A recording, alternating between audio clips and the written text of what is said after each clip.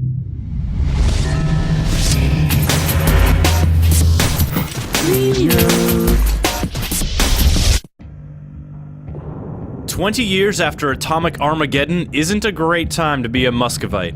The once grand city of Moscow has been reduced to a toxic tundra populated by vicious mutant beasts, and any surviving humans live deep underground, scratching out a living in dank, dangerous subway tunnels.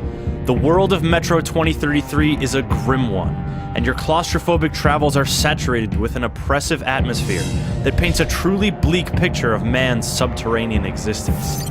The environments are immersive and surprisingly varied, and though it's not a particularly great-looking game, the grimy aesthetic helps mask much of the visual roughness.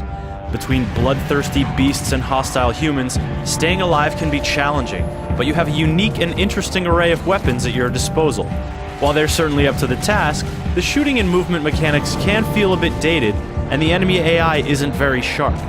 Yet your adventure is full of enough intrigue, action, and exploration to keep you invested throughout the 10+ hours of the campaign.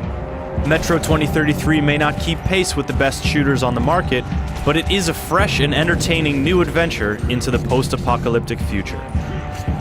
And what a bleak future it is! Human civilization ekes out a living in the skeletal underground remains of its former glory. Civilians huddle in sad, cramped stations and try to protect themselves against marauding mutants.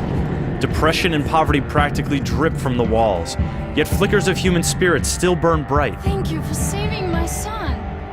Children exchange boogeyman stories with thrills of excitement, and a fireside guitarist plucks a mellow tune. Cherish these human moments because the tunnels outside of these stations are relentlessly grim. The tracks are littered with half-eaten corpses of dead adventurers, and they echo with the howls of hungry beasts. Other areas are eerily quiet and deserted. These places make you wonder what could scare both man and beast away, and it's not long before you get an answer. Darkness is everywhere in the Metro system, and you'll rely on your headlamp, night vision goggles, and other light sources to illuminate your path. Every light source is intentional in these environments, which are full of immersive details. This isn't a beautiful game, however. Textures can be a bit rough around the edges, animations can occasionally get wonky, and the whites of people's eyes feel a bit too white. Yet despite these visual blemishes, the world of Metro 2033 is engrossing. The atmosphere is richly oppressive throughout, drawing you into the game and setting the tone for your difficult journey. The story gets off to an abrupt start, but once it gets underway, you'll meet some interesting characters and travel through a surprisingly diverse array of environments. Braver souls still use railcars to travel the metro tracks, and not every station is a dreary trading outpost. You'll come across warring ideologies, secret cadres, desperate wanderers, and even venture out to the frozen wastelands above.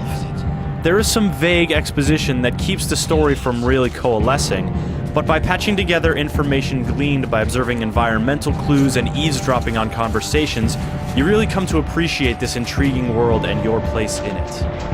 Now, in order to take your place in the world, you're gonna need guns. There's a good balance of clever post-war and powerful pre-war weaponry. Many guns can be upgraded with scopes, silencers, and other equipment. And you'll find weapons to purchase in stations, to steal from enemy stashes, and to loot from dead bodies. It can be tough to tell what the specs on a found weapon are, given that you only have a small image to go on, and switching weapons is really the only way to check your ammo supply. Bullets are a commodity in Metro 2033, and military-grade bullets are valuable as currency, not to mention extra powerful in combat. You can run into unpleasant ammo shortages early in the game, but unless you're the trigger-happy type, you'll generally have enough ammo for the situation at hand, provided you scavenge your surroundings well. Exploration is a great way to stay stocked and to get immersed in the world, but you won't be the only one on the hunt. If you do run short on ammo, there's always your trusty blade, though it's most effective on weakened or unsuspecting foes. Stealth is a valuable tool in the Metro, and there's plenty of darkness to hide in. You have to be aware of making noise, shining your headlamp, or triggering enemy traps, and even then you may unwittingly alert enemies to your presence. Shooting and movement mechanics are solid but not fantastic. You can go where you want, but be prepared for occasional hitches. You can shoot who you want, but the gunplay isn't particularly satisfying. And expect your human enemies to behave oddly from time to time because their AI isn't stellar. Despite these shortcomings, the action is tense and immediate, complementing the oppressive atmosphere nicely. On the whole, your adventure is well-paced, varied, and peppered with some emotional and exciting moments. It's an engaging journey, and the rich atmosphere is remarkably effective at drawing you in and enveloping you. There are blemishes across the board that can make the game feel like it's a few years behind the times, yet the overall package holds up well.